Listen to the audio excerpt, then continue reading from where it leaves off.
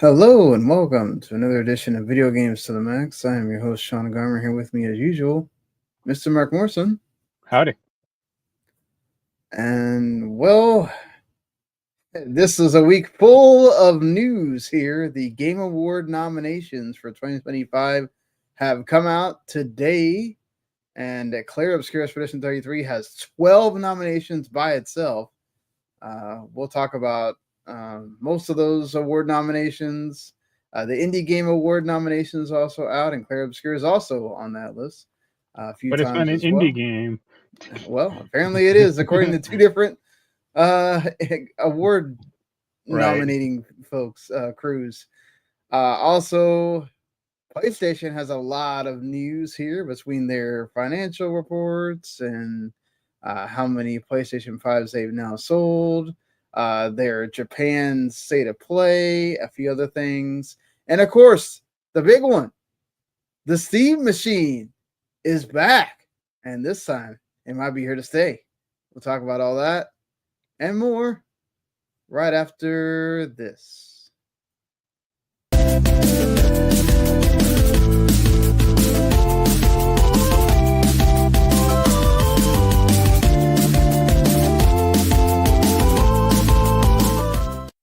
You are listening to Video Games to the Max.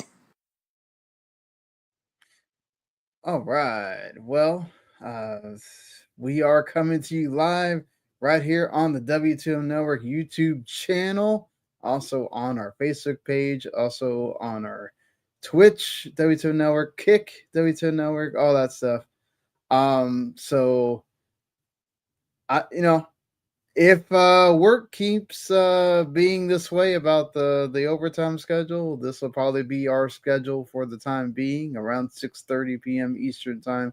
You can do your equivalent over there on whichever side of the coast you're on. Of course, Mark, you went to another convention here. Yeah, this was like a comic convention, like a local, not even a local one. This was like 2 hours away, so it kind of sucked.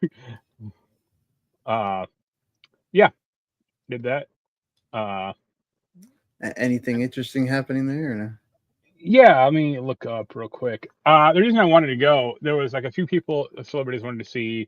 The primary one was Amy Jo Johnson. Do you remember her, or do you know her? For Power Rangers? Yeah. I saw her like 2 or 3 years ago. She signed like a big helmet I have, a Power Ranger helmet, but it got a little smeared. I don't let it dry like enough.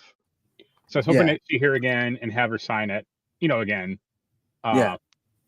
Which would have been fine, And like 3 days before the event, she canceled. I guess her grandmother passed away. Oh man. Which is valid. I mean, I'm not gonna, Well, definitely. Yes. I was actually, she's not a young woman. She's I think 54, 55. So I was amazed her grandmother's still alive, honestly. Like, right, yeah. I mean, all my I don't know about you. I think you're. I have one grandma still alive. Yeah, but all my grandparents are dead.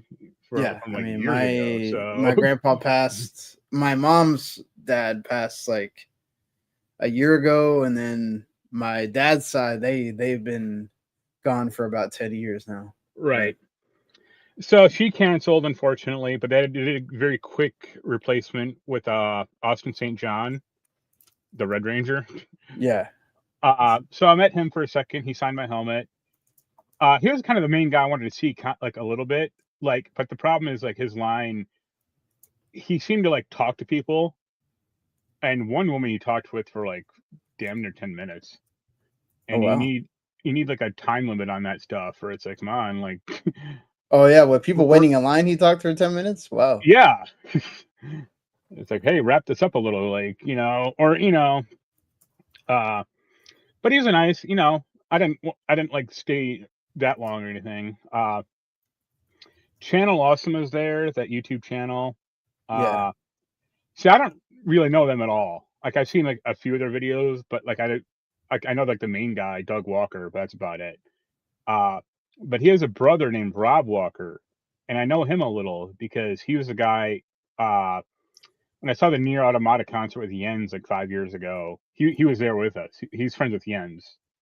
So I wanted to say hi to him real quick, and just say like, "Hey, Jens," says hi. And of course, he wasn't there. Like he dipped out. Peter Weller was there. Do you know him? His name sounds familiar. RoboCop. Okay, RoboCop. Yeah. And yes. Yeah, that was another instance of like he didn't talk to people, but he had a pretty long line, and he seemed a little. He's up there age-wise. I mean, I think he's 75 or 80, or Yeah. So he seemed a little. Yeah, he's 78, so he's a little. I wouldn't say doddering, but he was. I don't want to hassle him, or like this probably took a lot out of him. The other guy I wanted to see. Well, I saw. I didn't get anything signed, but I saw Billy Zane. Okay, yeah, I know who that is. Yeah, he looked okay. He was pretty cool. But the other guy, a guy they had. I don't know if I think it was the suit actors or some of them. They had some of the actors from the Teenage Mutant Ninja Turtles movies, like the old ones, the good ones. Yeah, like the first two. And they had I didn't say anything but they had like the guy who played Shredder in the first movie. And it's funny because he's cool. like he is like the perennial bad guy. He's always like the bad guy and everything. Yeah. But the other guy I wanted to see, and I did see him and talk to him for a few minutes, was Ted Raimi. Sam Raimi's little brother. Has he done anything? Hmm? Has he done anything worth of like? Yeah. I don't know if he was in like the first Evil Dead and Evil Dead 2 and Army of Darkness. Okay. He was in I don't know if you remember it, a TV show called Sequest, DSV, like from way back in the day. And he's in a bunch of other stuff, Ash vs. Evil Dead. I mean, he's primarily known for like him and his brother. I guess he's also in like Xena and Hercules. And the funny thing about him, like, I only really bought like one autograph per person, but I waited around for his ass. And I told a good joke because I had I hadn't signed my Evil Dead 1 and 2 steelbook, and Bruce Campbell also signed it like earlier this year. He signed like kind of near the bottom, so I was like, "Oh, sign your name above his." It shows how important you are to the movie. And then I did have my Sequest Blu-ray set there. Guys might show it to him. And like another guy, he like when I got to his booth, he wasn't there. He was like at lunch or it was on a break. So I waited like 20 minutes basically for him to show up. And another guy came up like 10 minutes later, and we were just kind of waiting together. And he also had the Sequest Blu-ray set. So Ted signed the Evil Dead one, and then I was just like, "Oh yeah, I have this. Like, I don't know how much you've seen these." And he was like, "Yeah, the bunch of people have been come up with this like more than anyone who has ever watched the show back in the day." And he started to sign it, and like his clerk or his attendant was like, "Oh, he didn't pay for a second signature." And even I said like, "Hey, you don't have to sign it. Like, I just wanted to show it to you." He just kind of ignored it and just signed it and then handed it back to me. I'm like, "All right, thanks." And hey, like, that's good. I told the clerk, like, "Hey, I tried." Like, right. And the other thing, after that, I was pretty dead. I'm like, it's one of those things where I didn't get a lot of sleep, and it's a 2-hour drive. And I don't have a lot of like driving endurance per se, but there was like a few game stores I hit up like on the way. So as I started going home, one store was kind of neat. It was kind of like it was in like a house. It was really weird. Okay. Like the first floor was like this game store, but it had a second floor, and I assumed that's where the guy lived. And like it wasn't unique at all. Like the entire road had all these like weird house stores on it, and I was like, "Is that what they do here?" Like that's like weird to me. I was like, "What is this?" And I had like park on the road too. Like I could like I was like, "Yeesh." And it makes sense. If I you guess, can do the double life there, like have it in the same place, you don't have to go anywhere. Yeah, like I couldn't see it like a staircase up, but it's probably like in the back or something. So he probably has an apartment back there or something. And like I assume it's like he seemed like the only guy who like owned it or like live there. So, but I hit up one like used media store, and I finally found a copy of the Dragon Ball DVD set, like the whole series. Oh, nice. So I snatched that shit up instantly. Did you only have like the VHS set before? No, I never had any of it. I saw it like a few times Okay. as a kid. But that was like the old like Ocean dub, or like that was like the really old one. Yeah. So yeah, this is like the old ass. It's not Dragon Ball Z, it's Dragon Ball. So it is Oh, okay. Dragon Ball. Okay. dramatically different. Yeah. So that'll be fun to watch eventually. And aside from that, I finished Puzzle Quest. And I went back to playing Red Dead Redemption 1. All right, fair enough. Yep. I did play a little bit of as we get. Hey, he's a little bit early. We haven't talked about it yet, but has a good point about the what the Steam machine will cost. We'll get to that in a little bit. Thank you, Tim, for commenting there. Yeah, really quick. I did play the first level of the Call of Duty co-op campaign, the Black Ops 7. Right. I was playing it while I was on lunch. Yeah. And then I found out that you can't even pause it to go to the bathroom because it is always online and there is no way to do an offline mode. So I stopped and uninstalled the game because I will not ever be able to play it like that. You don't have like a 5-hour block of free time ever? No, the only way I can play is if it gets, in a situation where I'm able to while I'm doing something else. Right.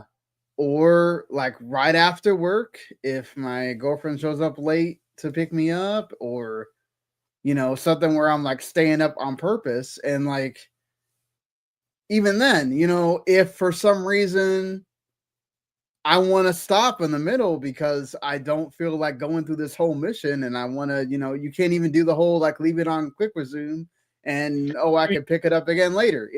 It does have like a mission yeah. do have like save points, kind of like it's not just like but I mean you don't know when that's triggering and it's like still kind of stupid. It's right. It shouldn't exist like that.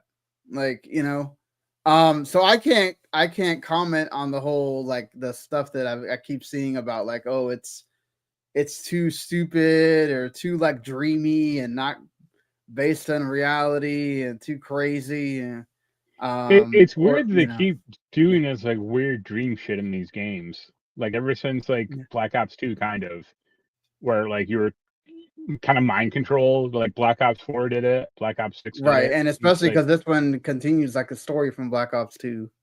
Yeah. So was the same actor in Black Ops 2 as well? Or no. just okay, so he's the brother new. I think he's like older now, or it's a different guy. So okay. Fair enough.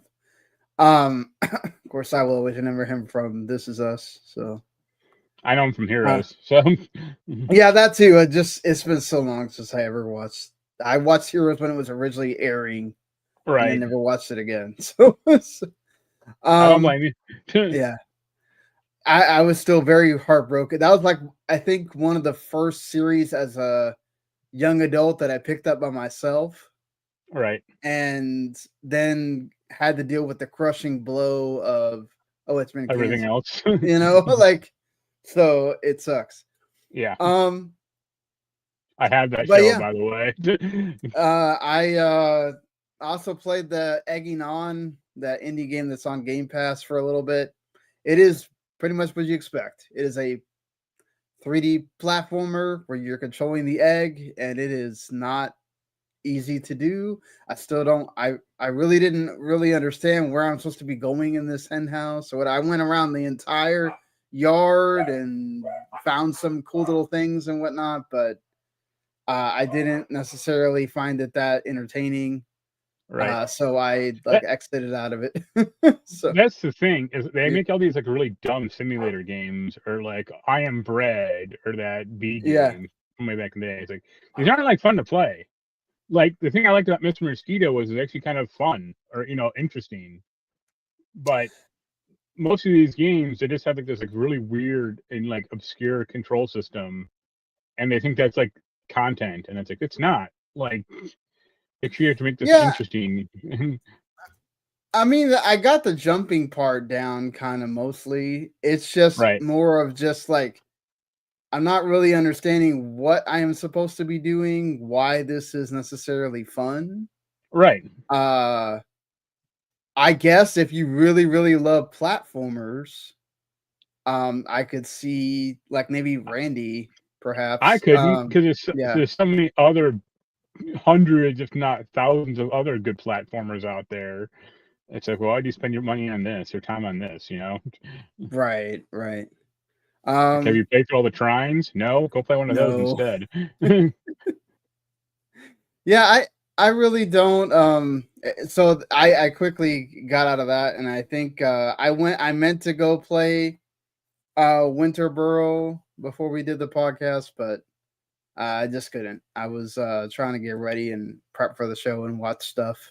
Right. And that's the one thing that work does allow me to do is I'm able to like listen or watch things while I'm doing my work. So, you know, it does help me at least be able to listen to news things and whatnot, which is good.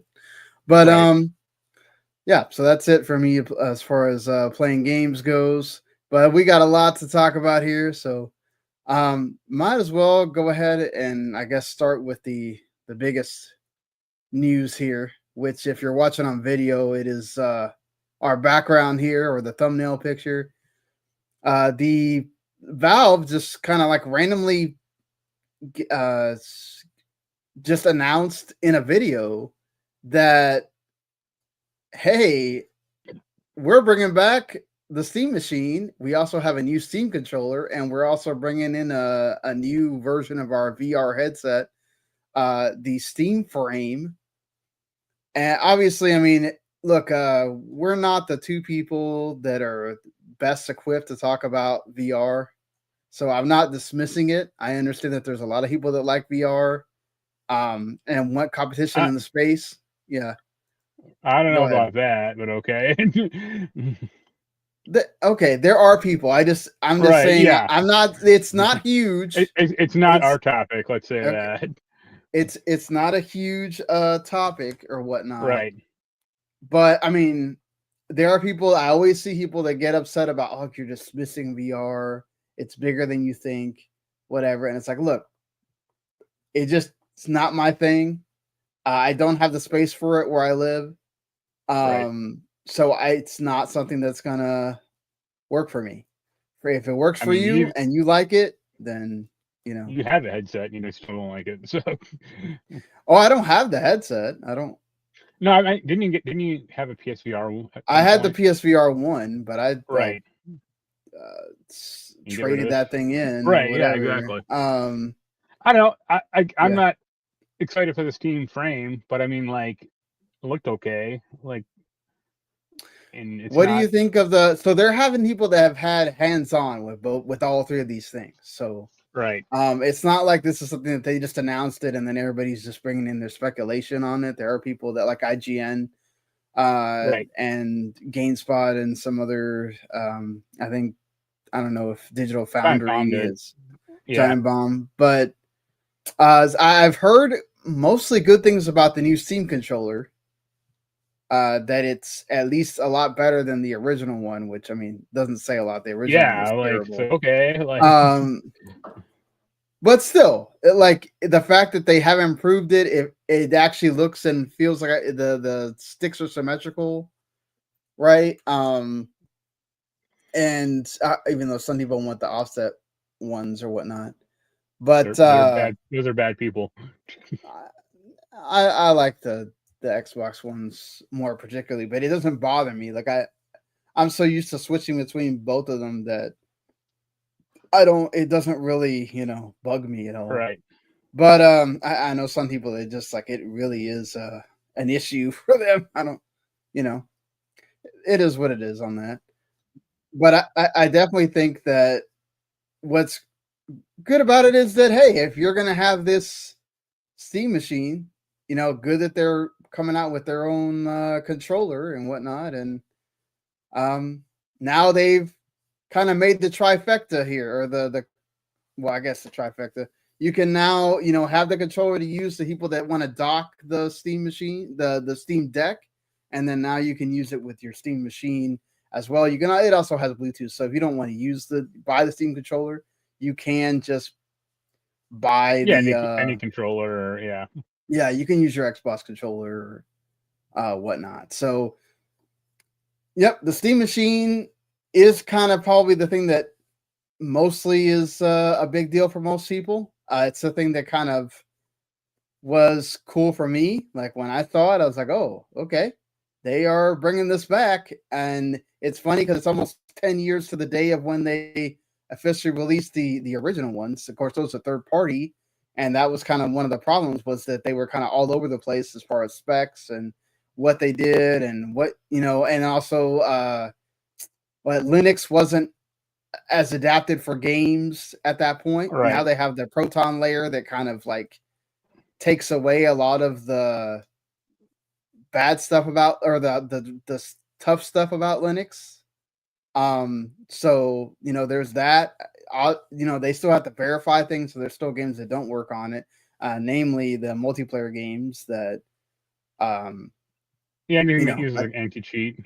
Yeah, like Call of Duty Call of Duty, Battlefield. You have to install Windows essentially for that to work. But what's up, Cube? So they announced the Steam machine. They announced that it's going to be essentially a box that is 6 times more powerful than the Steam Deck. The people that are doing the evaluations are kind of saying that it's around the same specs as like a PS5.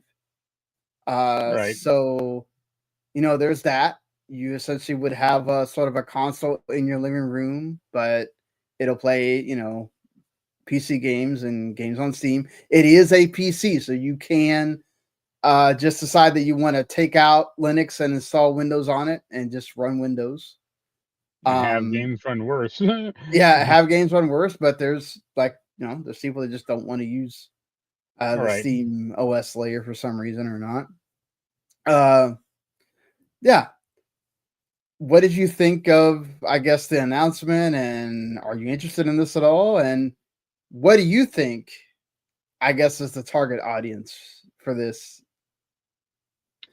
I think the Steam frame looks fine. I don't like that controller much. Like this, well, like the top part of the controller is fine, but the stupid dual touch zone things underneath, the touch pads, seem bad. Or I from the people that have been used it, they said it's much better than the trackpads on the original controller. So I mean, it does feel like you can go from up here to down here, and it feels more natural than the ones that are like way up here on the Steam Deck, at least. Right. I think the bigger problem is there's not a ton of games, at least with the controller. They're like, oh, you can use the controller for non-controller games. Right. It's what game? What are you going to use the controller with? It's either going to be really old games that won't support it well, or I mean, they're bootlegging, they're bootstrapping the controller functionality on these old games, but it never works 100% well. And then also even for newer games, there are still some genres or still some classes of games that it's never going to work well with, like RTS, for example. It's you're not going to play Dota with this thing. Yeah, you're definitely going to still have to have the the mouse and keyboard for that part of it if you want to use to play your strategy games or whatnot. But I mean, definitely this is a great indie machine, right? If you're a big indie player. I'll talk about the console in a second, but so as far as the controller, it just seems like a they're trying to solve for a problem that's already been solved. If you just want a controller for a PC, go buy an Xbox or go buy a PS5 one. Those work fine, and those sync up really well with games on Steam. Yeah, you're right about that. I mean, it pretty much tells when you play any game on Steam, it'll tell you what controller you can use for it, and all that as stuff. far as the Steam machine itself, I'm a little more skeptical on it for a few reasons. One is I still don't think they announced the price. No, they did not. Yeah, I think this thing's going to be more expensive than you might imagine. I saw like Kotaku, or I don't know if it's Kotaku or just some speculation. That's like, oh, it's going to be $400. I'm like, no fucking way is it going to be $400. No. Like you got like that is. I mean, crazy. they could, if there is one company that could do it because they make so much money off of every game that gets sold on Steam. They could, because technically they did that with the Steam Deck originally as well. But like, yeah, but they're not going to do that, especially not. But obviously, that was much different times that we were living in. We didn't have tariffs of the size that we do now, and we didn't have like the DRAM ridiculous increase and AI chewing up all the stuff that it's chewing up. Storage costs and crap. Yeah, so and also like if it like they're like, oh, it's going to be 4K 60 FPS gameplay with FSR helping a lot. Yeah, but it's like, yo, dog, a PS5, like, and if it's the same comparable power as a PS5, it's like the PS5 can't do that. And that's why it has the caveat of FSR is going to do a lot of work. So like that's the thing, is don't expect your games to look any better than they would if perhaps a little bit weaker than they would on the PS5, or they will play like funky, or because it adds like lag. So and you're going to still have to tinker, right? You're still going to have to mess with the settings in order to get the best.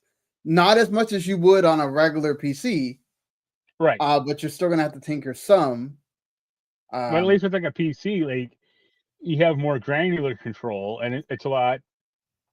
Initially, it's a lot more like harder to dial in settings, but also like with the PC, you can upgrade it eventually if you need to. Or you can upgrade the RAM in this thing. You can upgrade the memory, the storage. Also, so just to run through some of this really quick, it's just it's a semi-custom AMD Zen 4 CPU with 6 cores. And it goes up to 4.8 gigahertz. It has a GPU with an RDNA 3, 2.45 gigahertz max sustained clock. It has 16 gigabytes of DDR5 and 8 gigs of GDDR6 VRAM, which I've heard a lot of people complaining about. The VRAM is nowhere near as powerful as it should be for something that's coming out 6 years after the PS5 and Series X. There's 2 models of it, a 512 gigabyte NVMe SSD and a 2 terabyte NVMe SSD. You can also just upgrade it with a micro SD card slot. We don't know which ones are compatible with it yet, so just be aware of that for now. I'm sure most will, or at least most current one, Tim brought up that he thinks the 512 will be somewhere between 550 and 600, and 2 terabyte will be 750. With I was going to bring this up as well, Half-Life 3 being announced at some point, and it'll be included if you buy the system. I don't know about that, but that's just wishful thinking. Or I mean, I could see them make a bundle where that game is included, but I mean, does it really matter at this point? All right. So I don't think they're going to give away the game. Like, I think you'll pay maybe at least, you'll pay like what, at least $30 for it if you buy the bundle. Maybe they'll cut a little bit off, but not the whole game. That's right around where I'm going with the price. They did say that they're not competing with consoles as far as prices, but considering both the PS5 and especially the Series X has gone up in price since the tariffs, that isn't really saying much.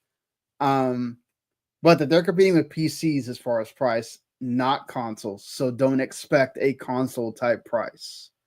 Is what I guess Linus Tech Tips said, and a few other folks have said. I do see like a lot of the people that I've seen a bunch of breakdowns of the machine.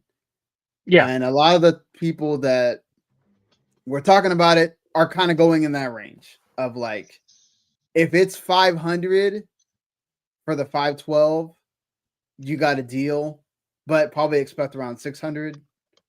And then that would leave the 2 terabyte to be around 700 to 800, depending on what they No, want I to do. think 600 for the base model and 800 for the premium one, and then the premium one will have like a special Steam skin or like a profile avatar or some whatever dumb. I mean, bullshit. you can take out the front faceplate and put Right. different things on there if you want. I think that stupid like LED strip light is like really lame, or like. I mean, that's fine. Like it's kind of cool to like show you the like you're doing a download. Yeah. Right. So, I mean, there's that. I think the bigger question is how big do you think this is going to get? Do you think this gets up to like Steam Deck levels of penetration into the living room for people that are looking for a easy way to get into PC gaming without having to buy a PC and lug that around to your TV? Or do you think this is even more niche than the Steam Deck? I think it's a Or lot more niche because I don't think most people, even now, don't want to hook up a PC to like a TV like in their living room. Right, but this is a small form factor. You look at it and you go, okay, the power supply is inside the console, so you don't have this big brick that you're having to lug around either. Too. I realize that, but it's still like a level like compared to like a PS5 or an Xbox, kind of. Like the UI in this thing is going to be like a lot more complicated for this like the normal person. Oh yeah, who definitely. Used Steam before them. Linux is not a plug and play type. Right, and I mean they're trying to position this as like, oh no, it is, or like, but no, not for like normal people. Yeah, and then you're gonna have to figure out you have to go online and try to figure out how to install Windows if you don't know how to do that on your PC already. So that's something else that you're gonna have to spend time doing when you first get the system if you want to install Windows on it at all. Right. But once you get past that, right, then it works like Steam does in general, is you just turn Steam on, you install the game you want to install, and then it will do a lot of the back. That's the nice thing about the Proton layer. It does a lot of that back end work. So you don't have to sit there and go, oh, which driver do I need to install? Which thing does it need? It already detects it, and you can, yeah, but it is not just turn on, press the button, and go, right? But I do think that as we keep evolving with PC gaming, I think more and more people are kind of getting into that, like, oh, I need to have a base understanding of this stuff, right? I mean, you asked when this was announced, like last week, you asked me, like, would this be a good alternative or would this be a good option for me? And I was like, not really, because you're gonna have to. It's gonna require a lot more tinkering than even like a regular PC to get stuff working the way you'd want it to. Let's say. Yeah. So I think and the other thing is like most PC gamers, like they have their room or they have like their own desk set up or whatever. Yeah, you already have your PC, right? You're not. I think the only people that this applies to is somebody that does not have. Okay, somebody like me that has a really old laptop that, depending on what this is priced at, I don't have $1,200 or more right now for a brand new laptop, but I want to play. I love indies. I love those kind of games that are, a lot of them are only on Steam when they first release, or they never go to consoles, right? And then you can take advantage of the sales and whatnot. And all I have to do is plug this in, boot it up. I have to figure out how to do stuff on it, right? But eventually I will get it to run like my laptop does right now with Steam. And I do see a use case for that, but like you said, I think it's very niche. I do think that as much as Phil Spencer tried to like not even acknowledge that part of it and just kind of come out and be like, rah, great that more open systems and Great that we have another player in the market, which that's true, right? That's good that that's there. But I do think that it kind of messes with Xbox's plan a little bit because we don't know how many SKUs they were planning to make, right? Right. Were they planning to make an Xbox Series S type SKU? And then now Steam has come in and said, oh no, we're going to be the bottom tier. So you're going to have to at least put one at our level. There's an easy solution to that, though. Microsoft buys a bunch of these machines, chisels out the Valve branding, puts a Microsoft stamp on it, and releases it themselves. I guess they could do that as well. I think it's really fun. Yeah. Go on. No, go ahead.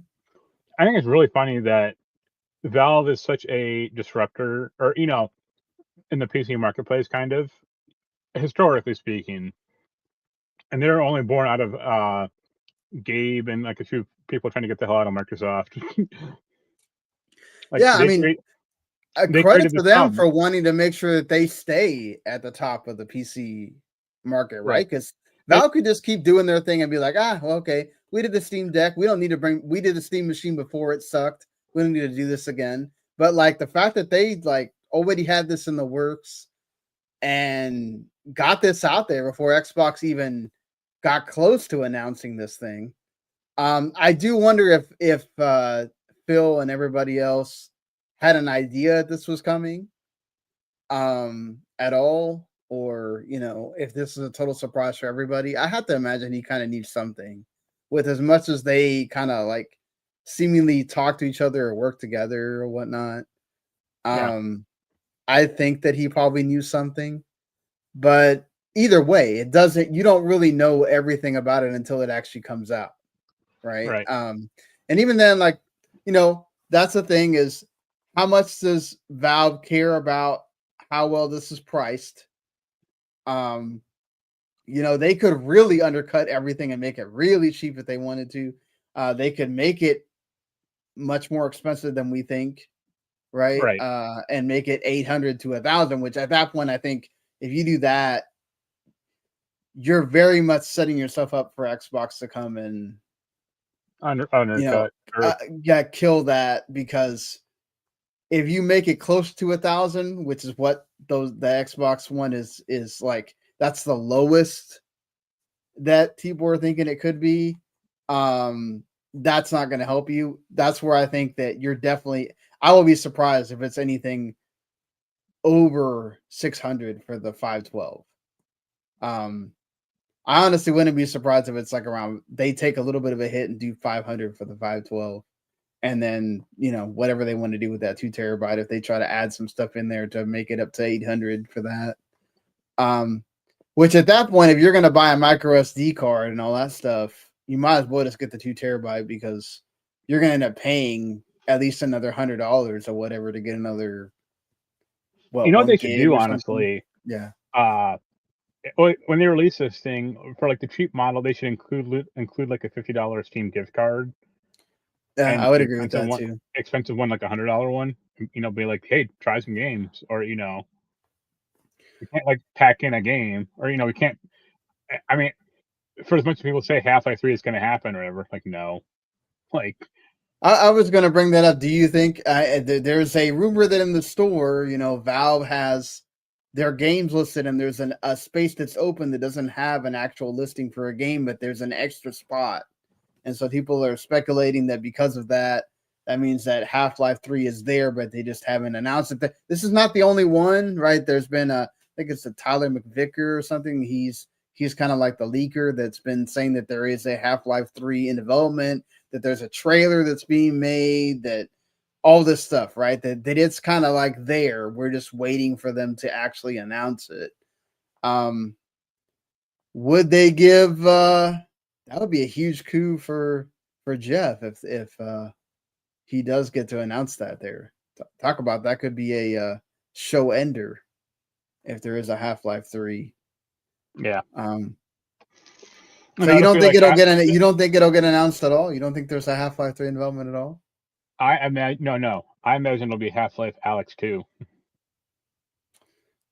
I mean, I know that thing sold a lot of VR headsets or whatever, but I don't know. I just feel like people have been waiting so long for the Half-Life 3. If there was a moment where you could package this with the Steam machine, even though you don't need the Steam machine at all to play this, you could play it on whatever PC you want. I mean, what a way to sell your thing is go, oh yeah, Half-Life 3 day one, whenever this launches. That would be great for It'll Valve. be Half-Life 3 episode 1. Eh, And episode 2 will I mean, take 10 more years. It's possible. It's possible for sure. Look, I definitely think that it's a good idea. I don't think it's going to be this huge player. I mean, I think, the other reason it's a little more niche is I think the Steam Deck, like the Switch, is a lot more of an approachable, or you like the portability of the Switch, right? And a lot of people do. Like they like playing like a game in bed or something, and you can't do that as easily with this thing, I mean, it is small enough, even though it's funny because people were calling it the Gabe Cube, right? And it doesn't have the handle like the GameCube. But you still need you still need a controller. That's right, exactly. But I mean, most people have controllers at this point, right? Like you have a PlayStation 4 or 5 controller, you have an Xbox controller for something, right? Even if it's you use it for your laptop, you have that, So yeah.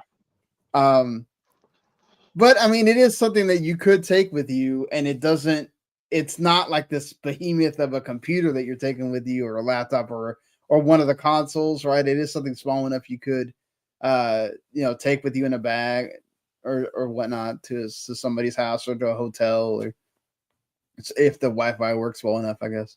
Right. Yeah. So I mean, I think it's a great idea. I think I'm very excited to see what it does for the market. What if Xbox pivots on this at all, or what happens with them? I don't really think this affects Sony that much. I saw, some folks speculating about, does this make it to where Sony will stop releasing games on PC? No, right. Because this is just another way for Sony to make money. They're not. This may make them not push the day. The people that were thinking about them doing day and date. If this takes off, I don't know if they're going to do day and date any faster, because then that could behoove people to, maybe pick this up and not buy a PS5. But who doesn't have a PS5 at this point, really? It could move it that way, but I don't think they're going to go backwards and not all of a sudden not make things. They're releasing the thing on PC like a year later. At that point, who cares? Right. Nobody's, if you're willing to wait a whole year and you already have a PS5 and you bought this as an additional thing, I mean, that's on you, but I don't think that that's going to change with the PS6, where all of a sudden they're going to release every single game day and date, because then they know, okay, for sure, I don't need to buy the PlayStation 6 because I can just buy a PC or whatever and play it on there. So, I don't think this really, I think for Sony, this is just another way to make money. And if this thing takes off, I can play this game on my PC, or if Sony really does that whole cross-buy thing where you bought it on PS5 and you own it on PC. Oh, great, I can play it on here too. So yeah, I think this is a win-win for Sony on that front. We'll have to see how much this affects Xbox, if they now have to come out with a SKU that is at that same level or not. It'd be really funny if they're like the Pirate Bay or someone just released like some bootlegger Linux format where it's like, download any game you want for free. Yeah, I also wonder if this will eventually become to where like you can build your own Steam machine with like parts, right? Like you would if you were. That's called the PC. No, but I mean like in the form factor, but you'll put whatever parts you want on the inside in it, and they'll build it for you, but then obviously you have to pay whatever that price is. So gonna be interesting times whenever this does release in 2026 at some point. You have to wonder if Gabe was already counting that announcement with, hey, he knows he's going to make some more money, so he already bought himself another yacht, the Leviathan, which, you know, Gabe is, it's like supposed to be worth like $10 billion. And this dude loves to be on yachts, so him buying another yacht ain't no big deal. It's a 50th largest yacht in the world, apparently. He also is like, it's a small one. Yeah. So they apparently already work with this company, Oceanico, that made the yacht. So, you know, maybe he got a deal on that, whatever, but who cares? Right. He makes money, he likes yachts. Spend your money, dude. Spend that money. Don't blame him at all, but he's definitely, he knows what he's doing. He made that announcement. He went and bought himself a yacht. He's like, I'm good. Life keeps on going there. But yeah, just to throw it back to the Sony thing, because there's a lot of PlayStation stuff this week with their, you know, financials coming out and them announcing some things. They did announce the PlayStation Plus Extra and Premium. They'd already said that the Grand Theft Auto 5 was going to be after the delay that we talked about last week. They'd already kind of, Rockstar already announced that it was going to come back to PS Plus. It's on Game Pass as well. But also on their Specific Drive, which is also on Game Pass, Still Wakes the Deep is on Game Pass as well. You get the Talos Principle 2, which is a pretty good game. Thank Goodness You're Here, which is a great game. If you haven't played that, you definitely should. MotoGP 25, Monster Jam, all that. And then on the premium side, you get Tomb Raider Anniversary. So if you haven't played that yet, I guess there you go. I did mention that you know, who doesn't own a PlayStation 5 at this point? Sony has reported that they now have sold through 84.2 million units, which is still 2 million behind the PS4 at the same time, but still crazy amounts. And it has sold more than the 360 did in its entire lifetime. And obviously that means more than the Xbox One and Series S and X as well. We don't know how much that is for the PlayStation 5 Pro. Sony hasn't revealed any of those numbers. Ghost of Yotei has also sold 3.3 million copies, which, you know, those folks that are sitting there talking about, oh, it's a failure. Yeah, woke games don't sell. It's yeah, woke, stick it up the windpipe there with that. Yeah. The people that are sitting there like that, they make it their life's mission to try to prove that the game didn't sell well. Like, come on, guys. Enough of that already. It's going to keep selling. It's only been, we haven't even hit the holiday season yet. People that haven't bought it yet, they will buy it then. And who knows if it's going to have like a little bitty Black Friday sale or not. So that might even push more. I imagine so. Also the CFO of PlayStation, Lin Tao, also said that the PlayStation 5 is in the middle of its journey. Where they're already talking about PlayStation 6, but PlayStation 5 is in the middle of its journey. So you would imagine that means till around 2031, 2032, we're still going to get PlayStation 5 games well after the PS6 has released, if it still hits that target window of 2027. That seem okay with you? You're good with that? Yeah, I'm actually fine. I don't think the PS5 like technology has been. It's not like squeezing blood out of the rock or anything. Like, I don't think it's. Some games are approaching it, but most aren't, and it's still fine. Yeah, we've gotten to the point where, like, you know, graphics are at a certain state where, yes, a lot of things come out messed up nowadays, and they have to do the patches and all that stuff. But eventually, they get it to a point where the game runs fine.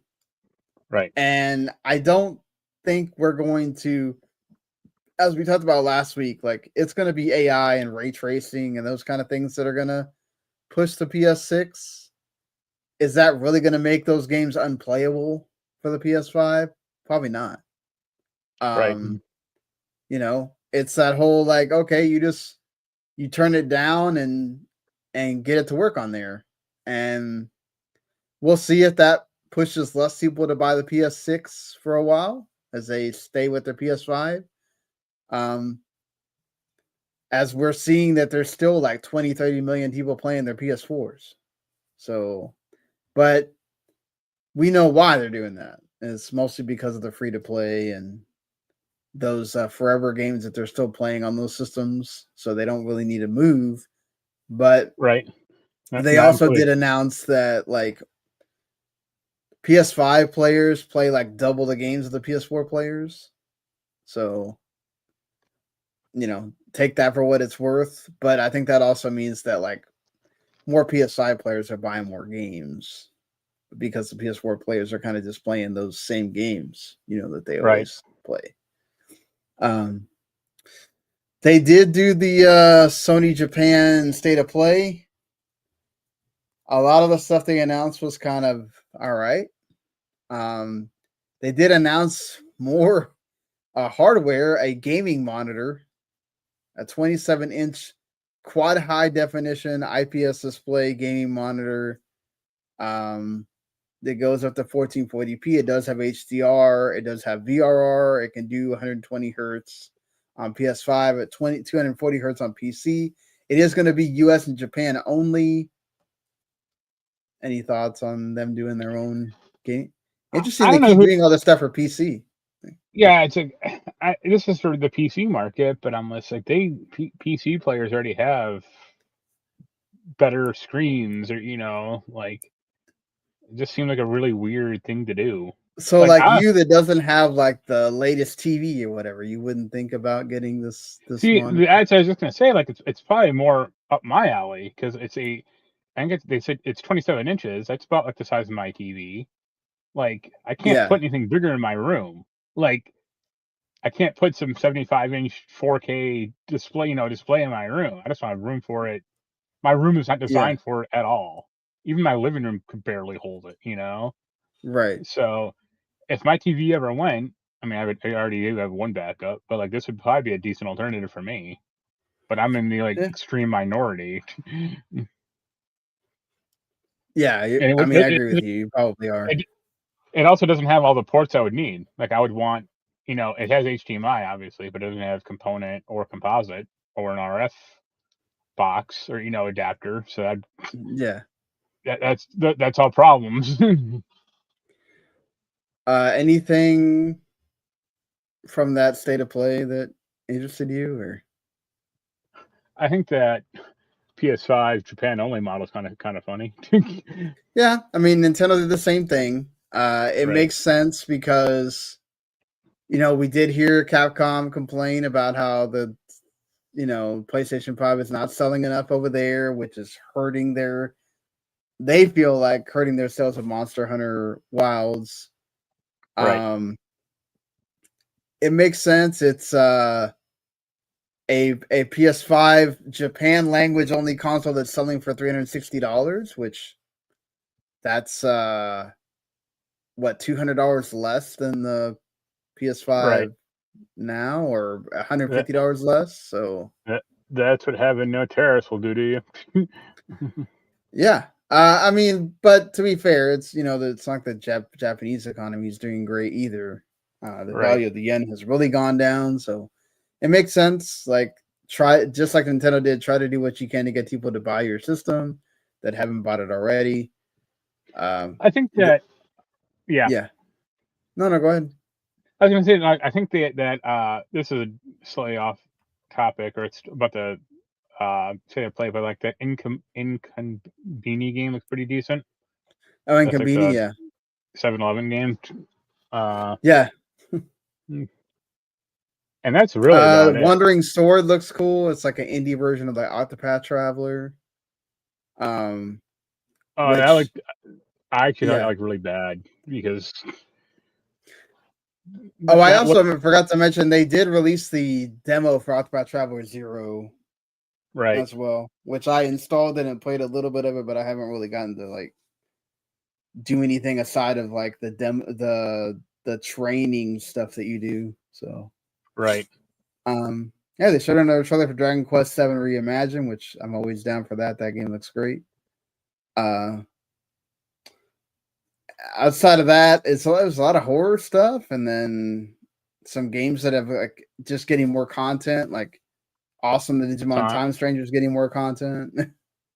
Or like Gran Turismo and crap like that. Once Upon a Katamari is getting more DLC, which I know, you said that. But not actual DLC, like not like levels. It's just, hey, here's more soundtracks. It's like, great. Yeah, but they have great music, so why not? And there's a new beta from Marvel Talk Fighting Souls, which we did talk about that it might be there for sure. Right. Yeah, it wasn't one of the best state of plays or anything. Definitely save your time going to watch that thing. Right. I don't. I like that host like more than the American one at least. Fair enough. They did announce 2 games that are not coming to PlayStation that are Sony franchises or PlayStation franchises. The first one is the long rumored NCSoft Horizon MMO.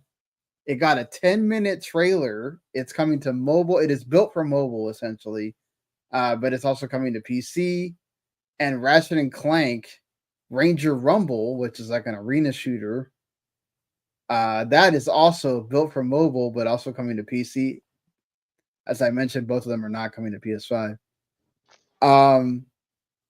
Any thoughts on that? Like, that's interesting, isn't it? Like, these are Sony franchises, and you're not having them come out to. So the Horizon one is the one you talked about, right? Yeah, the Horizon one is. Okay, there's like a 3-minute trailer, and I think I watched that, and I was like, first of all, like you said, this looks very Monster Hunter like, except for very Monster Hunter. Robot animals instead of real life animals. And then I watched the trailer, and I was like, why is this an MMO? Or why, like the trailer itself had like 20 seconds of you with like another person. All the rest of the trailer just looked like a Horizon game. And it's like, really? Yeah. Like, it's probably a lot like Monster Hunter, right? Where you can play it by yourself, but you can also play it with the people if you want. Yeah, but is it going to have the same grind as Monster Hunter? Where it's like, oh, I got to kill this fucking monster 800 times to get the boots I want, or to get enough material to get the boots I need. Yeah, this also seems to be built mainly for the Asian market more than anything. Oh, yeah. So it doesn't necessarily take away from whatever that other Horizon multiplayer game is, but I also question, like, if you had this come out first, what is a Horizon multiplayer game going to do differently than this game? Right. Outside of maybe having more story elements, and maybe this game won't. Aloy will show up in that one as a quest giver, or Yeah, or will you somehow have the ability to control Aloy, and you're not having to just have a creative character and make it feel like, oh, this is just kind of there, Right.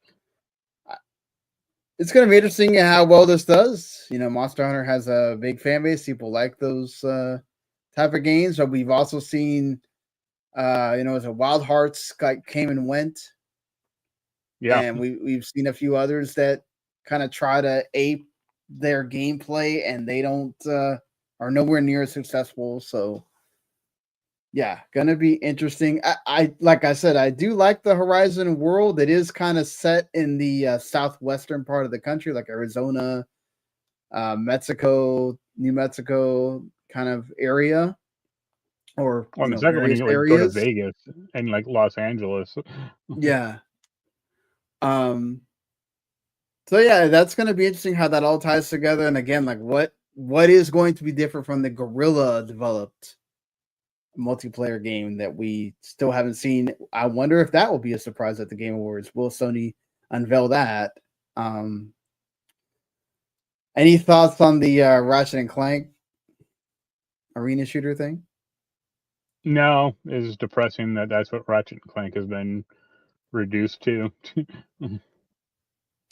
I mean, it's not Insomniac doing it, obviously.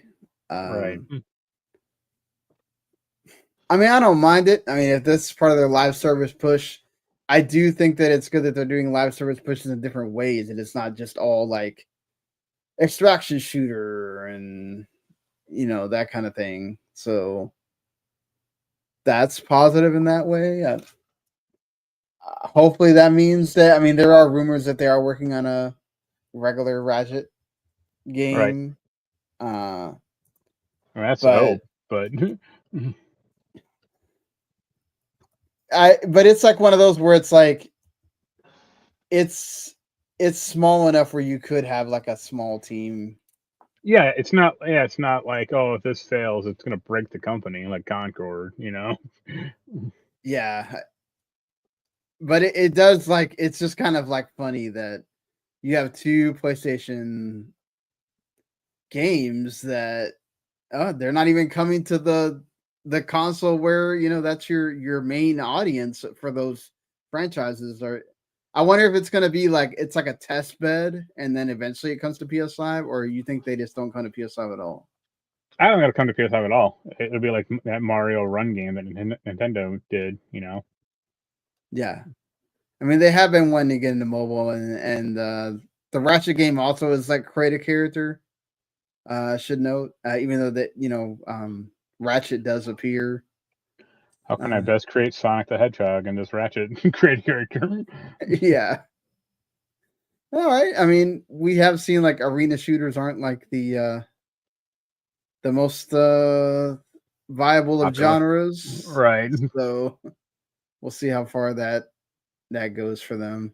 Hopefully, it does well for Sony's continued push in that area. Speaking of another Sony franchise that could go somewhere else, Stellar Blade. There is a report from earlier this year that already said that there would be a Switch 2 version. But during the earning results for Shift Up, they also kind of mentioned that they might be looking at further enhancing the brand and boosting sales for Stellar Blade by having it come out in additional platforms. So could Xbox also get Stellar Blade, which that'd be interesting. I doubt it. Like I would really have to question like the rate of return. Like, is it? Yeah. It's not just like, oh, save the file as an Xbox right. Yeah. No, Like, they have to do build some the work. game for that. But then also, like, is there enough interest on the Xbox side for this to matter? Yeah, gonna be interesting if they or like, would it be on Game Pass? Like, would they pay? How much would they pay for it? I can see them paying for it on Game Pass. They Right. like especially to be able to say, oh, it's a Sony franchise game and it's on Game Pass, like whatever. I can see them doing it. Yeah, maybe. Finally, Death Stranding will have an anime and it's going to stream on Disney Plus. Supposed to be out in 2027. That's called Death Stranding Isolations, even though that may not be the final title. It has a big time director, the Jujutsu Kaisen director, Sung-Hoo Park, is going to be directing on this. And also Takayuki Sano, who's worked on Attack on Titan, Banana Fish, Promare, some big anime there as well. Cool. Glad to see Death Stranding continue to push forward. And this will happen as opposed to that like live action movie they keep threatening. I think both will happen. It's Kojima. He's going to want to see it happen. I don't think he's being there present and then not seeing that go through. I think both of them are going to happen. Yeah. As opposed to some other projects that we see get announced and then nothing. Right. As far as that goes. Any interest in it at all, or not really? Because Dead Man's in it. What Dead Man isn't it? What's the point? Moving over to the Xbox side of things here, not a whole lot to really talk about here. They did announce officially the partner preview. It's happening on Thursday. They are going to show off more of 007 First Light. Going to be interesting how much more they show because we've always seen a lot of that game. Tides of Annihilation, which does have Jennifer English voicing the main character. She, of course, voiced Mael in Expedition 33. And Reanimal, which is the original studios that made Little Nightmares 1 and 2. So those are your, I guess, 3 big games, but we'll see. I'm sure they will have other announcements, Game Pass announcements, those kind of thing. All the games that are going to be on that show or play anywhere. So there's that.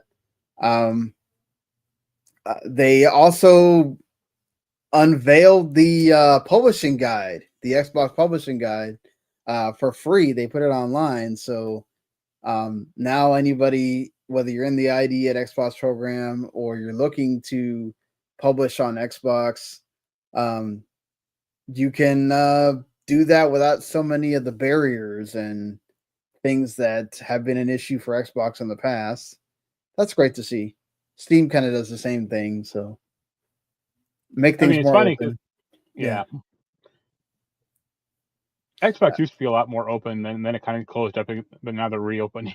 So it kind of behooves them to do so.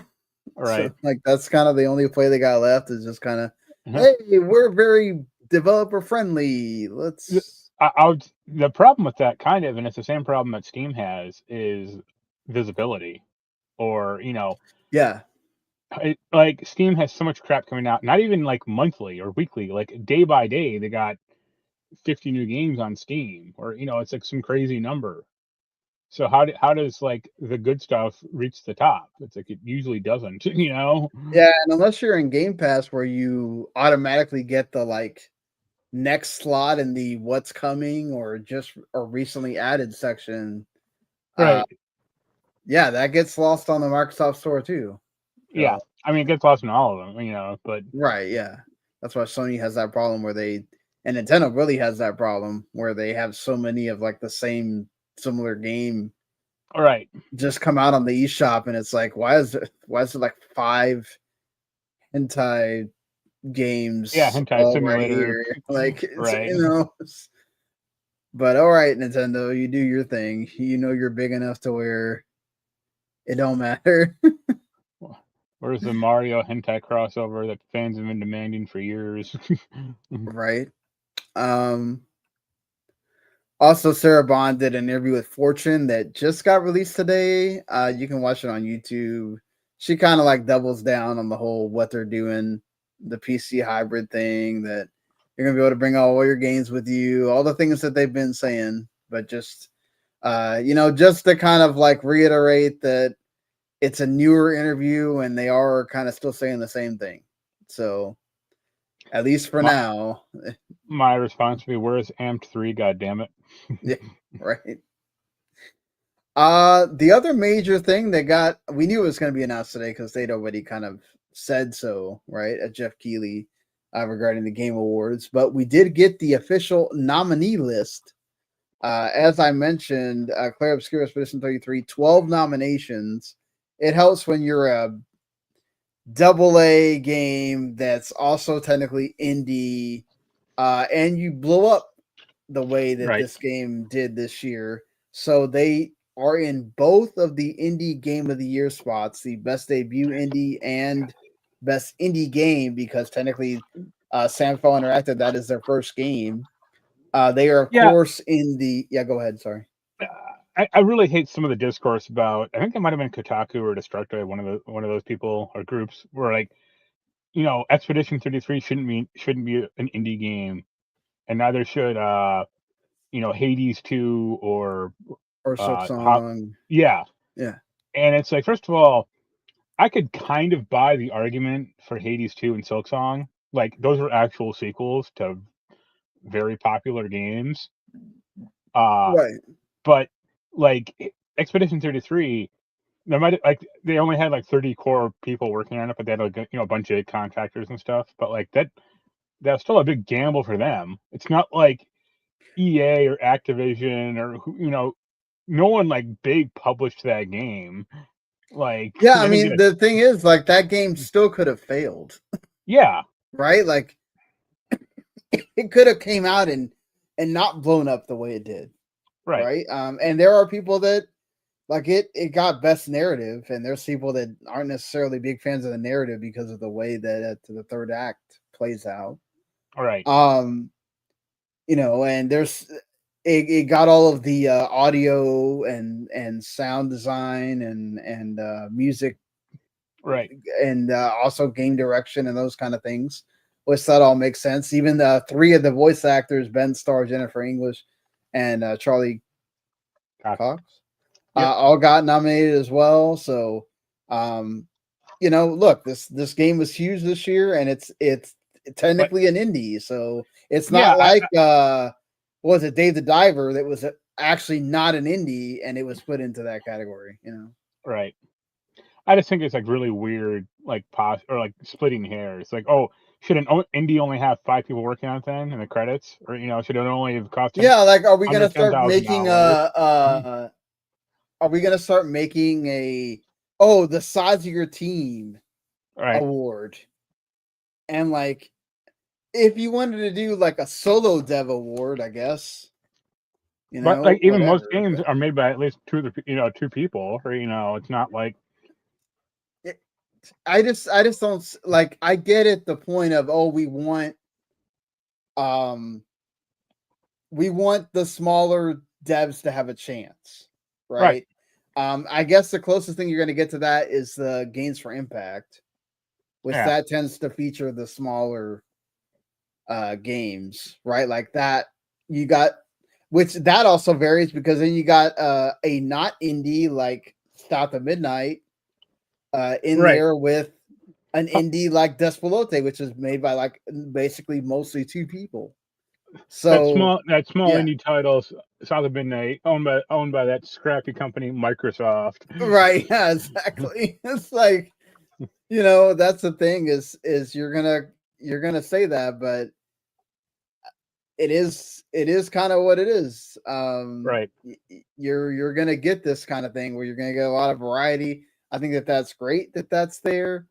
Listen, sometimes it's just gonna be this issue where you're gonna have these behemoths you're gonna go against, and unfortunately, this is the same that works out in every other award show. The ones that you want to win aren't gonna win.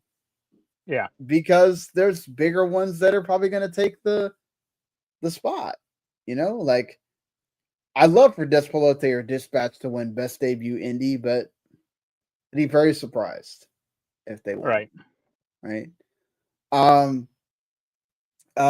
Best, you know, Game of the Year is interesting because no Ghost of Yotei. You got Clair Obscur, 2033, Hollow Knight's Hook Song, Hades 2, Donkey Kong Bonanza, Kingdom Come Deliverance 2, and Death Stranding 2 on the Beach are your 6 games there. Yeah. You got an argument with that, or? I mean, personally, I'd probably knock out Kingdom Come for Ghost of Yotei, but I haven't played either one. But I just know Ghost of Yotei is something I'd gravitate more towards.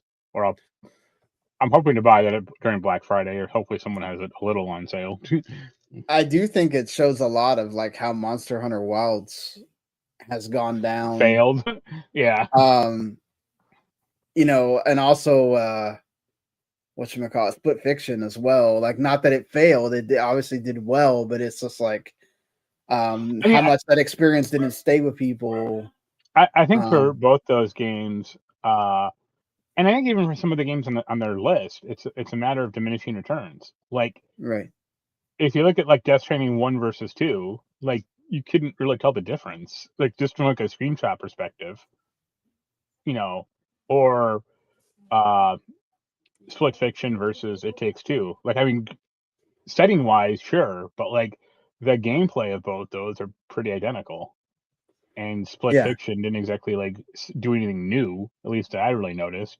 I'm sure, you know, Joseph Fares would argue like, oh, it's all new or whatever insane bullshit he's going to say. But like, no, it's. I mean, it is a different setting, different characters. Yeah, but it's mostly the same, you know, gameplay pretty much. Yeah, it is and a lot of. And I actually think like It Takes Two had a much better setting and overall gameplay than Split Fiction. So yeah, there I did see some of those criticisms as well, that it kind of gets a lot more old hat faster with the fiction than it did with It Takes Two. May also be because the novelty is not there, right? This is a second go around, so I mean, I would say like Expedition 33, Donkey Kong, and I mean, I may not like it, but Kingdom Come Deliverance 2 are newer spins on games or established franchise or established. I mean, Kingdom Come Deliverance 2 does so much better. All the stuff that people had criticisms on the first game, it takes that to another level in the second game. So I'm glad to see it get rewarded here, which is great. But also, this is happening December 11th, so get your calendars ready for that. Bingo cards printed early. Also, a cool thing for Jeff to be able to promote is that this year the Game Awards is going to also be available on Amazon Prime Video, which obviously they own Twitch, Amazon owns Twitch or whatever, but that's still cool. You're going to be live. Somebody that's watching Amazon Prime Video is going to see that that's live, and they might be able to check it out. So, and maybe they get some promotion there as well.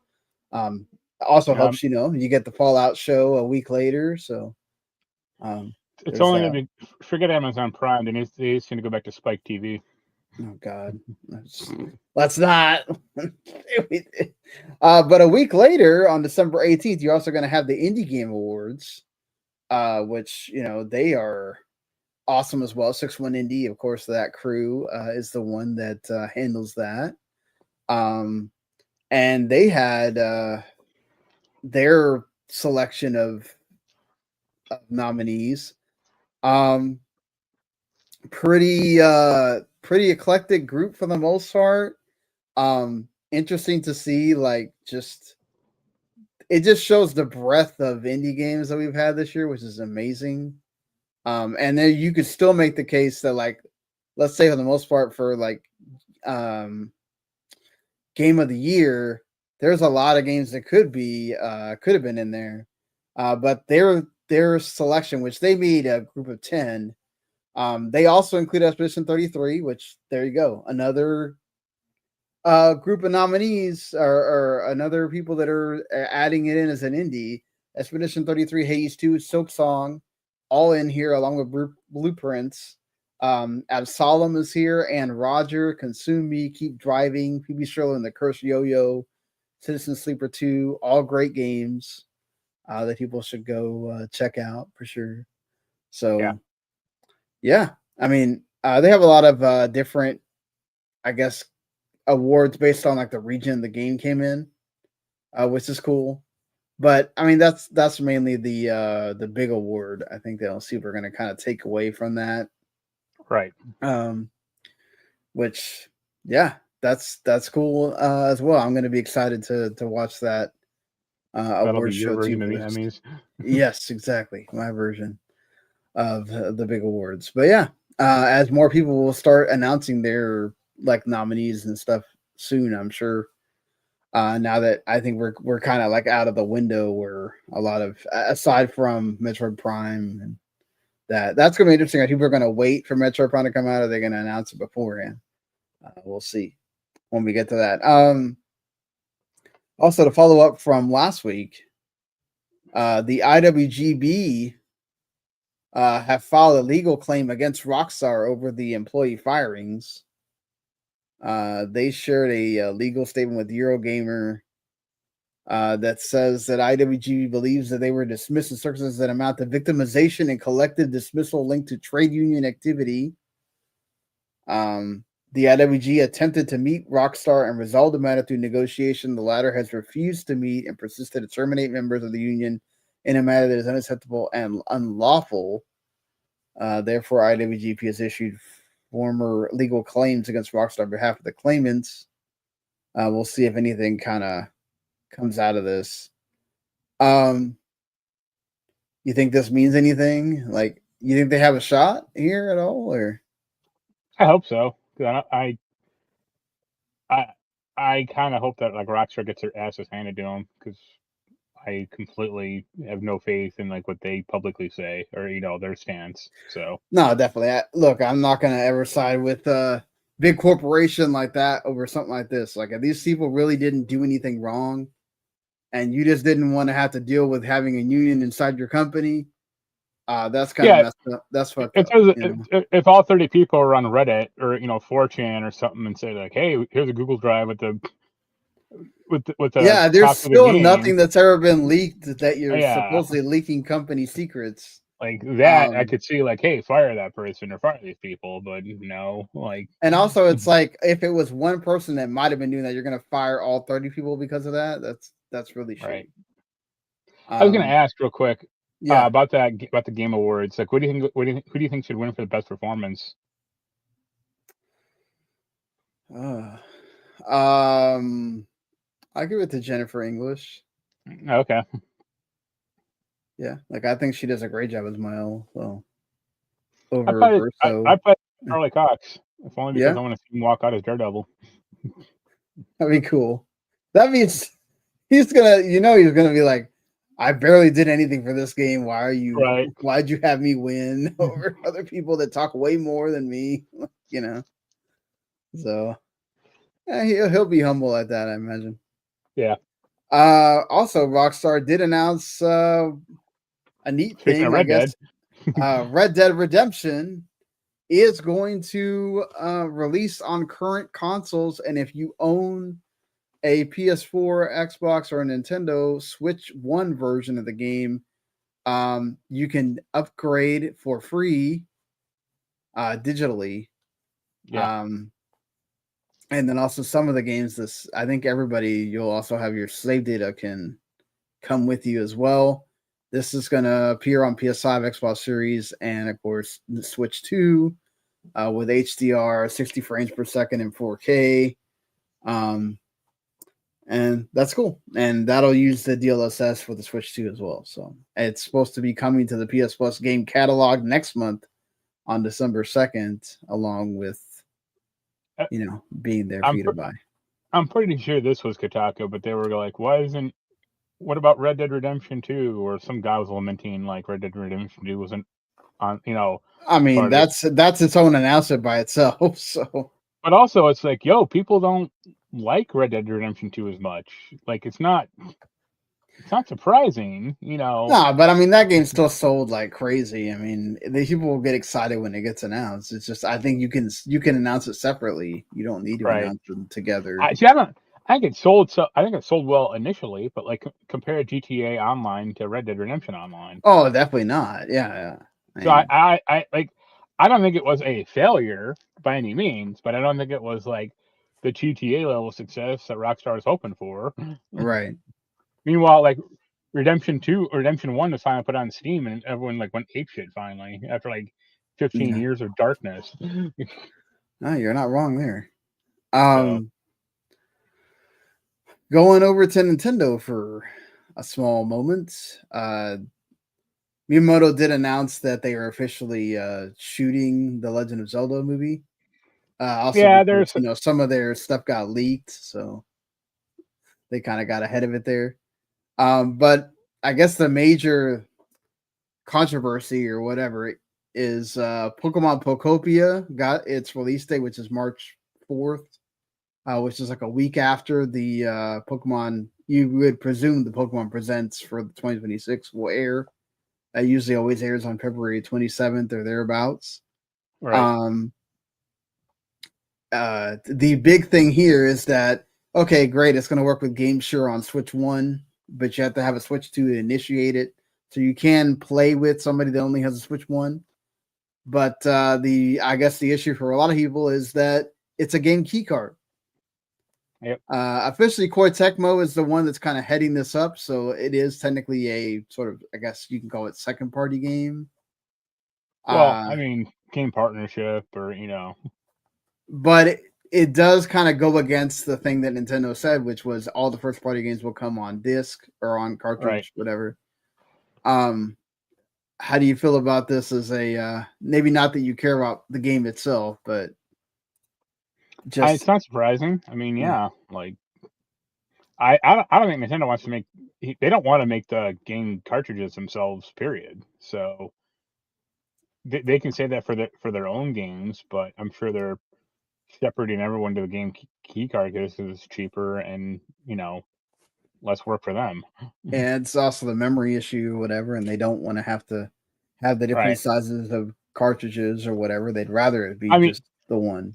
it'll be funny at some point when they're like, this isn't obviously the case, but like I'll use Metroid Prime 4 as an example. Like the first run will be like the actual game cartridge, and the second run will be game key cards. Or, they just make a Yeah. quiet switch. Wouldn't be surprised on Yeah. that for sure. Couple more things here, really quick. Ubisoft apparently, not the current Splinter Cell game, but they apparently did cancel another Splinter Cell game, according to an interview that Jason Schreier at Bloomberg had with the Ad Hoc Studio co-founder Nick Herman, who used to work at Ubisoft. Interesting that we have a bunch of games of people that used to work at Ubisoft, and now all of a sudden those games are amazing. Dispatch is apparently awesome as well. But when talking about, in that interview, he talks about Dispatch and stuff. He also talks about that he apparently moved with some of the other co-founders of Ad Hoc to San Francisco's, the Ubisoft San Francisco office, to work on a new Splinter Cell project. And they were excited to work on it, as fans of the game. And then all of a sudden, Ubisoft canned it. Yep. And they canned it for the right reason. They made XDefiant instead. Yeah, Ubisoft has come out and denied that or whatever, but I bet it's true. Well, it's either XDefiant or the pirate game, and it's like Skull and Bones, and it's okay. That's even worse. Yeah, it's like which of these is the bigger failure? Like. Yeah, please don't tell me that that's what we're. That was the big thing that you did for that, because man, that's terrible. So let's assume, like, I don't know how much XDefiant costs. I know it was like an expensive project. Right. Let's say like a Splinter Cell game, it wouldn't cost nearly as much because it'd probably just be single player and like some multiplayer, but it wouldn't be like the hugest focus. But if they made a Splinter Cell game, they'd probably sell at least 1 million copies. Right. They would. Times 70 or 60, like that's $60 or $70 million, and it wouldn't cost that much to make that game probably.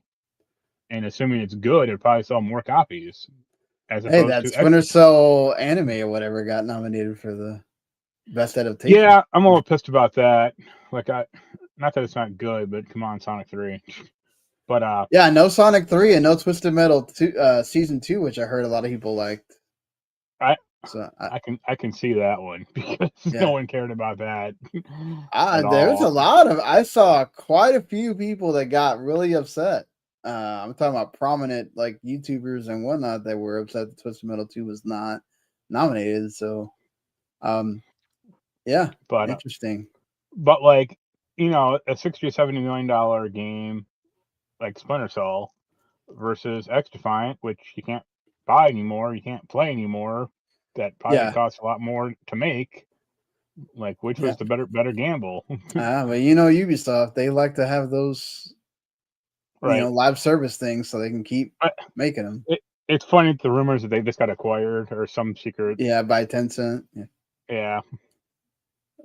We'll see. That didn't surprise me at all. That felt like it was going to happen as soon as they made that Vantage Studios or whatever thing. That it felt like Tencent was just going to start acquiring, if not both of them, at least one of them. Yeah. Speaking of things long in the tooth, though, Star Citizen has officially been in alpha for 13 years. It's been playable since 2017, which is like around 8 years. So you can play the thing. But it's still not in like 1.0. It's still not even. It's still no actual release date. Especially for that single player thing. And funding has crossed over $900 million. Almost. It's insane. Right. And that game is still technically in early access. Yep. Or not even early access. Really. It's never coming out. Like, it's never going to be quote unquote finished. So you don't think there's ever going to be a 1.0 of that game? I think they might say it's 1.0, but not really. Fair enough. I think it will eventually, if you get enough people like kind of being like, okay, we're done like giving money to this. Yeah. But yeah, they're gonna try to keep milking it as long as possible. Yep. You bet your bottom dollar they will, because why not? They have until now. They have no anything to push them to do so, really. All right. But all right. Anything else you'd want to talk about here before we? Well, I wanted to make. I watched the Digital Foundry clip of, I think it was yesterday or a few days ago, and they talked about what's the greatest technological leap between console generations. Mm-hmm. And I'm curious what your thoughts would be on that one. I would say PS1 to PS2. That's what the guy said. I think his name was John, one of the guys with glasses. That's crazy to me. Why? Like the greatest leap is from like SNES and Genesis to PS1 and N64. Oh well, yeah. That I think for sure. Yeah, we're talking about like. Yeah, that's true. You were literally adding a new dimension, you know. Right. And the Digital Foundry guy, he was like, oh, you know, we went from characters made of 400 polygons to 10,000. It's like, yo, okay, yeah, that's important, but you're going from Mario You went on World to a different plane. Yeah, or going from Mario World to Mario 64, or like. I mean, that completely changed gaming with going to 3D. But I as much as I occasionally like Digital Foundry's like takes on stuff, it just showed like they're like extreme myopia about like graphics are everything, or the only important thing that matters. Yeah, really annoys me. Yeah, I mean, I do see that at times. That's why I kind of tend to take a lot of I don't go like. There's a lot of people that just like live by whatever they say. Right. And for me, it's like always got to take it with a grain of salt, because exactly. it's like, they're the ones who always care about DLSS and all that other crap that actually doesn't matter to gaming. It's and then that's the thing too, is like people tend to overestimate that so much. Yeah. Where it's like immediately as soon as the Steam Machine thing was announced, it's like, oh my god, it doesn't have this, it doesn't have that, it's like underpowered and it's shit. And why would I want that? It's like, it's not for you.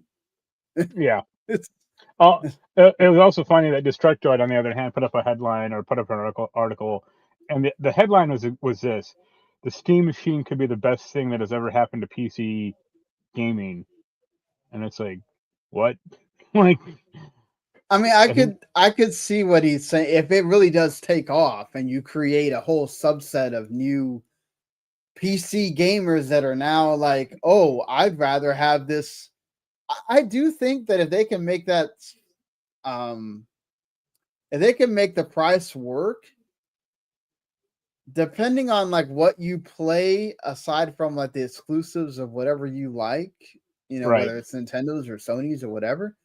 If a lot of the stuff you play is not the like, oh my god, it's got to be AAA, Steam is much better, at least right now, for that than Switch 2 is. And it may be that for the foreseeable future, depending on how that works with Nintendo as far as like getting stuff on Switch 2. I mean, they're doing better about it, but it's still like most things still go to Steam first. And then they'll eventually come to Switch second, and then the other consoles. So, like, if you're getting into where you like gaming that you don't care about the graphics, Steam will work for that for a while. But also, I think how quickly are they going to be able? Are they going to be able to? Like I think I saw the Digital Foundry thing where they talked about like, oh, could they possibly put like RDNA 4 on there in some kind of software capacity and like be able to build up the Steam machine like through software where it doesn't like wear out its welcome too fast, compared to when the PS6 and whatever the next Xbox thing come out, which we're closer to that than we were, years ago. So you're coming out in a year where you're expecting that the PS6 and Xbox are going to be announcing their new consoles, and you're already, super underpowered. How much will that affect people? How much will they not care? And they go, oh, well, I don't really care about having the latest tech or whatever. I just want to play. I have a lot of games on Steam. I want to play this thing. Maybe it works out. I have a 30-year-old Leisure Suit Larry game to play. Leave me alone. Right. Then that'll be Jens's philosophy. But I mean, speaking of games to play, there are quite a few to play this week.